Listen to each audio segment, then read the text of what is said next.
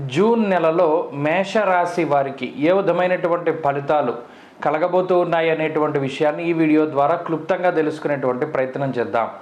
ముఖ్యంగా గ్రహస్థితిని గనక పరిశీలనం చేస్తే వృషభ రాశి యందు గురుగ్రహం యొక్క సంచారము, అలాగే వృషభ రాశి యందే 15వ తారీఖు వరకు రవిగ్రహం యొక్క సంచారము, అలాగే శుక్రబుధుల యొక్క సంచారం వృషభ మిథునాల్లో ఈ నెలలో ఉండబోతూ ఉన్నది. ప్రత్యేకించి జూన్ 1వ తారీఖు లగాయతు ఈ మాసం చివరి వరకు కూడా కుజుడు మేషరాశి యందే సంచారం చేస్తారు. 12వ స్థానమందు రాహువు, లాభస్థానమందు శనేశ్వరుడు.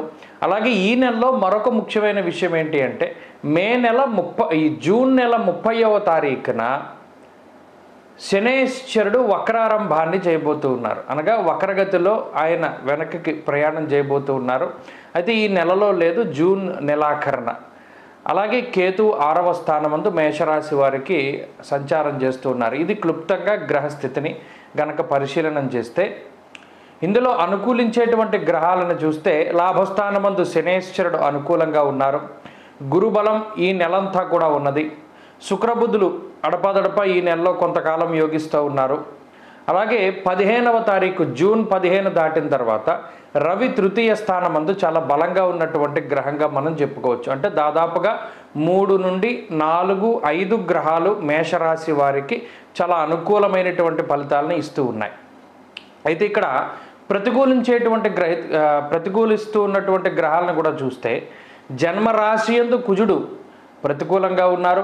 12వ స్థానమందు రాహువు కొంత ఇబ్బంది పెట్టేటువంటి గ్రహం. మనం గత నెలలో ఉన్నటువంటి మాస ఫలితాలను గనక మనం పరిశీలన చేస్తే కుజరాహువులు 2 గ్రహాలు కూడా మేషరాశికి 12వ స్థానంలో ప్రతికూలమైనటువంటి ఫలితాలను ఇచ్చారు అని చెప్పుకున్నాం. గత మాసం అంతా కూడా మేషరాశి వారికి ఖర్చు, ప్రయాణాలు, కొన్ని మానసిక ఇబ్బందులు, గొడవలు ఇలా రకరకాలుగా ఉన్నది.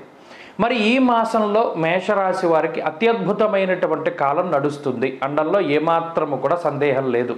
ఎందుకంటే జూన్ నెలలో దాదాపుగా గురుబలం పూర్తిగా ఉండడం, శనేశ్వరుడు పూర్తిగా అనుకూలించడం, జూన్ నెల మధ్య దగ్గర నుండి రవి అనుకూలించేటువంటి గ్రహంగా ఉండడం, జూన్ నెల ప్రారంభంలో శుక్రబుధులు యోగించడం వల్ల ప్రధానంగా ఆర్థిక పరిస్థితి చాలా మెరుగ్గా ఉంటుంది మేషరాశి వారికి. ఎటువంటి ఆర్థిక ఇబ్బందులు కూడా ఈ నెలలో మేషరాశి వారికి కనబడడం లేదు. ఇది ప్రధానమైనటువంటి విషయం. ఆర్థిక ఇబ్బందులు ఉండకుండా ఆర్థిక ఎదుగుదల ఉంటుంది అన్నాం. అంటే ఉద్యోగంలో ప్రమోషన్లు రావచ్చు, ఉద్యోగంలో ఇంక్రిమెంట్లు రావచ్చు, లేదా ఇంకా కొంత బెటర్గా ఉండేటువంటి ఉద్యోగం రావచ్చు, లేదా గత కొద్ది కాలంగా పనిచేస్తూ ఉన్నటువంటి దానికి బోనస్గా ఏదైనా మీకు యాజమాన్యం ఇచ్చేటువంటి విధంగా అలా ఏదో ఒకటి ఆర్థిక ఉన్నతమైనటువంటి పరిస్థితిని ఈ గ్రహస్థితి సూచిస్తూ ఉన్నది.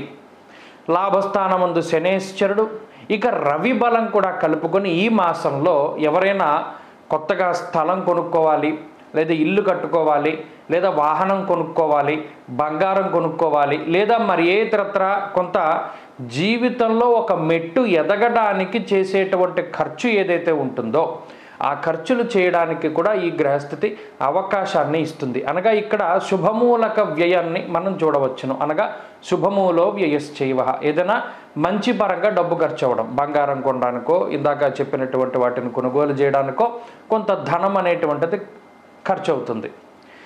ఇలా ఆర్థిక పరిస్థితులు బాగున్నాయి. ఇక రెండో విషయం ఏంటి అంటే ఆరోగ్యపరమైనటువంటి విషయాలు. ఆరోగ్యపరంగా మాత్రం మేషరాశి వారు కొంత జాగ్రత్తగా ఉండాలి. ఎందుకంటే జన్మకుజుడు 12వ స్థానమందు ఉన్నటువంటి రాహుగ్రహం, ఈ 2 గ్రహాల వల్ల కూడా ఆరోగ్యపరమైనటువంటి ఇబ్బందులు జూన్ నెలలో రావడానికి అవకాశం ఉన్నది.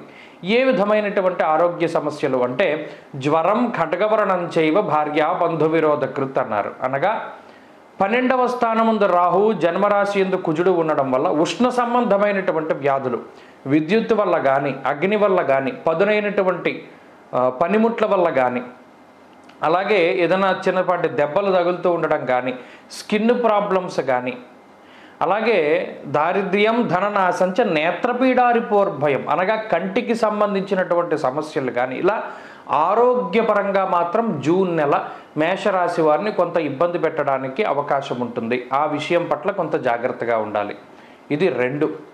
ఆర్థిక పరిస్థితులు, ఆరోగ్య పరిస్థితుల గురించి మాట్లాడుకున్నాం. ఇక కుటుంబ పరిస్థితుల గురించి మనం చూస్తే కుటుంబ పరిస్థితులు చాలా సావకాశంగానే ఉన్నాయి.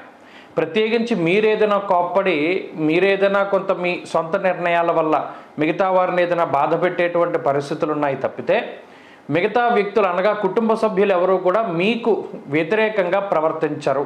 ఈ నెలలో కుటుంబ సభ్యుల నిర్ణయాలన్నీ కూడా మీకు సరిగ్గా ఆమోదయోగ్యంగానే ఉన్నాయి, ఆనందకరంగానే ఉంటాయి. కుటుంబ పరిస్థితుల్లో ఏ విధమైన ఇబ్బందులు లేవు. ఇంకా మీరే వాళ్ళని తిడుతూ ఉంటారు ఈ కుజరాహువుల యొక్క స్థితిగతుల వల్ల. ఆర్థిక, ఆరోగ్య, కుటుంబ పరిస్థితుల తర్వాత ఉద్యోగానికి సంబంధించినటువంటి విషయాల్లోకి వస్తే ఉద్యోగ పరిస్థితులు చాలా బాగున్నాయి. ఉద్యోగపరమైనటువంటి ఎదుగుదల, ఉద్యోగంలో ప్రమోషన్లు, ఇందాక మనం చెప్పుకున్నట్టు ఉద్యోగపరంగా ఆర్థిక పరిస్థితులు ఉన్నతంగా ఉండడానికి కావలసినటువంటి స్థితిగతులన్నీ కూడా మేషరాశి వారికి జూన్ నెలలో అనుకూలంగా ఉన్నాయి. ఇక వ్యాపారానికి సంబంధించినటువంటి విషయాలు కూడా చాలా అనుకూలంగా గోచరిస్తూ ఉన్నాయి. అయితే వ్యాపార పరంగా మాత్రం తొందరపాటు నిర్ణయాలు అనేటువంటివి తీసుకోకూడదు. వ్యాపార పరంగా ఏదైనా ఒక నిర్ణయం తీసుకునేటప్పుడు చాలా ఆచితూచి నిర్ణయాలు తీసుకోవడం చెప్పదగినటువంటి సూచన. ఇక విద్యార్థులకు ఈ మాసం చాలా గొప్పగా ఉంటుంది. అనగా ఎవరైనా విదేశాలకు వెళ్ళాలి అన్నా లేదా స్వదేశంలో వారికి ఏదైనా మంచి కళాశాల రావాలి అన్నా ఇలా విద్యార్థులకు పోటీ పరీక్షలలో, మౌఖిక పరీక్షల్లో సర్వత్రా కూడా మేషరాశి వారికి దిగ్విజయంగా ఉంటుంది, గురుబలం ఉన్నది కాబట్టి. ఇక స్త్రీలకు ప్రత్యేకించి పరిస్థితులను చూస్తే స్త్రీలలో కించిత్ వారికి ఉండేటువంటి ఏదైనా చిన్న ఆరోగ్యపరమైనటువంటి సమస్యలు, చర్మ సంబంధిత సమస్యలు ఇటువంటివి కనబడుతూ ఉన్నాయి. కొంత మాట పట్టింపులు కనబడుతూ ఉన్నాయి. ఇటువంటి వాటికి అవకాశం ఉంటుంది. అలాగే ప్రత్యేకించి వ్యవసాయం మీద ఆధారపడేటువంటి వారు, భూమికి సంబంధించినటువంటి వ్యాపారాలు చేసేటువంటి వారు, అలాగే ప్రత్యేకించి ఈ రైతులు ప్రత్యేకించి మనం చెప్పుకోదలిచి వస్తే ఆ కేటగిరీలోకి వస్తే రైతులకి ఈ మాసం చాలా బాగుంటుంది.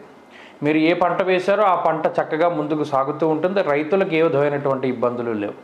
కాబట్టి మేషరాశి వారి యొక్క స్థితిగతులు ఈ విధంగా ఉన్నాయి. మరి ఈ మాసంలో మరింత మంచి ఫలితాలను మేషరాశి వారు పొందాలి అంటే ఏం చేయాలి? ప్రత్యేకించి ఈ మాసంలో సుబ్రహ్మణ్యారాధనే చాలా ఎక్కువగా చేయాలి. అనగా ఈ మాసంలో వచ్చేటువంటి షష్ఠి తిథి కానీ, కృత్తికా నక్షత్రం కానీ, ప్రత్యేకించి ఈ శుక్లపక్షంలో, కృష్ణపక్షంలో వచ్చేటువంటి షష్ఠిలు, కృత్తికా నక్షత్రం ఇటువంటివి వచ్చినప్పుడు సర్పసూక్తంతో సుబ్రహ్మణ్య స్వామికి అభిషేకం చేసుకోవడం ద్వారా కుజరాహు దోషాలు పోతాయి. అలాగే ఈ మాసంలో అనగా ఈ జూన్ నెలలో మంగళవారాలు ఎక్కువగా నియమంగా ఉండాలి. మంగళవారం ఒంటిపూట భోజనం చేయడం, మంగళవారాల నియమనిష్టతో ఉంటూ ఉండడం, ఎర్రటి పళ్ళు దానం చేయడం, కందిపప్పు దానం చేయడం ఇటువంటివి చేయడం ద్వారా కూడా మంచి ఫలితాలు సంప్రాప్తమవుతాయి. స్వస్తి.